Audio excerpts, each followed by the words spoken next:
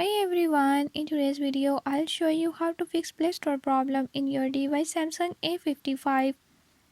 In this video I'm gonna share few tips that you can use to fix it. If you found these tips helpful, press the subscribe button and ring the notification bell. Make sure to watch complete video and learn how you can do it. Let's watch the video.